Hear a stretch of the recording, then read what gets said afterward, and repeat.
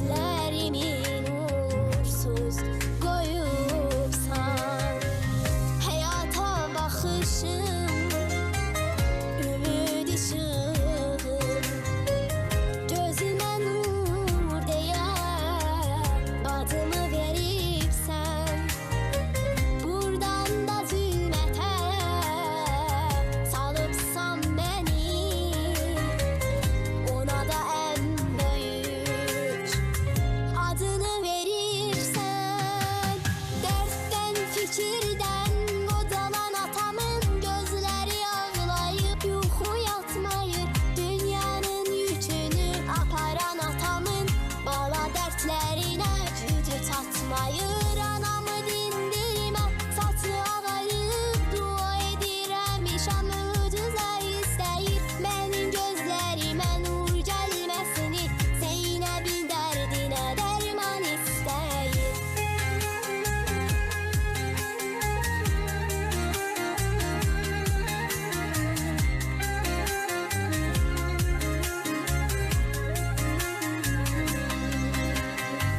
Hər duada bir ışık, bir ümid yanır, sizler de bizim için dualar deyin, atın elinizi uca dergaha, Zeynep'le Fatime'ye şefalar deyin. Dertten fikirden kocalan atamın gözleri ağlayıp yuxu yatmayır, dünyanın yükünü aparan atamın bala dertlerine gücü çatmayır, anamı dindirmə saçı ağarıp dua edirəm, işam möcüzə istəyir, mənim gözlərimə nur gəlməsini, Zeynəbin dərdinə dərman istəyir. Hər duada bir ışıq, bir ümid yanır, sizler de bizim için dualar deyin, atın elinizi uca dergaha, Zeynep'le Fatime'ye şefalar deyin. Her duada bir ışık, bir ümit yanır, sizler de bizim için dualar deyin, atın elinizi uca dergaha, Zeynep'le Fatime'ye şefalar deyin.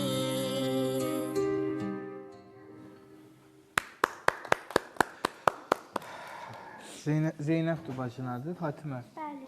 Zeynəb qızımız Fatimənin başçısıdır, Mehriban xanım və qan xərçəngindən əziyyət çəkir.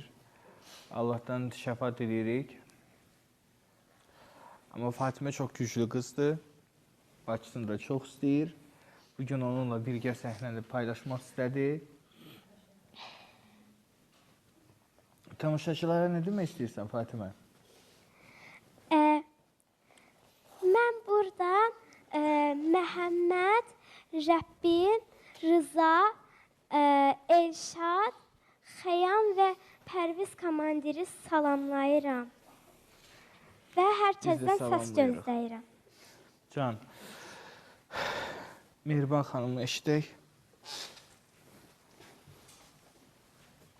Daha Mehriban ürəyinin yarısı getdi də.